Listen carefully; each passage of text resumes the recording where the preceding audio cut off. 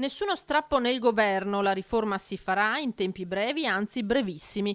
Il premier Giuseppe Conte getta nuova acqua sul fuoco e garantisce che l'autonomia sarà presto realtà. Ma tra Lega e 5 Stelle la tensione rimane palpabile e la rabbia per lo stop imposto dai grillini non si placa. Rabbia, guardi, ma sicuramente sì, però non c'è rassegnazione finché ci sono io. Qui si parla di autonomia, non esiste che non si rispettano i veneti, non esiste che si viene meno la parola data, visto considerato che 2.328.000 veneti hanno celebrato un referendum, ci sono andati e quindi è giusto che arrivi la risposta. Punto e basta, non ho altro da aggiungere. Presidente del Veneto che si attendeva dopo la firma del contratto di governo un iter più spedito per l'autonomia, caposaldo del programma leghista. Sinceramente tutti ci aspettavamo una velocità un po' più diversa, però è pur vero che adesso lo devono portare a casa. Se questo governo non porta avanti l'autonomia vuol dire che tutti abbiamo perso e arriverà qualcun altro che poi la porta avanti, ma io tifo perché sia questo governo, il nostro governo, a fare l'autonomia. Il premier Conte è tornato a mettere l'accento sull'interesse generale da salvaguardare da nord a sud. È un'opportunità che vogliamo offrire alle regioni che lo richiedono, a tutte le regioni,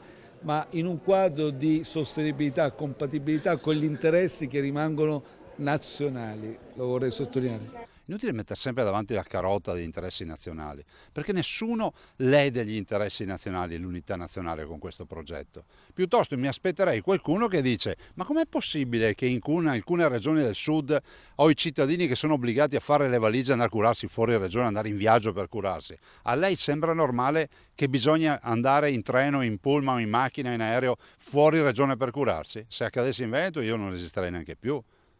Le sembra normale che i ragazzi del sud abbiano meno possibilità di formarsi nelle scuole rispetto ad altri ragazzi? Che cos'è? Colpa di chi va bene? Semmai il comune è mezzo gaudio, io mi chiamo fuori da sta roba. Allora, fatto salvo che l'interesse nazionale è rispettato, dateci l'autonomia.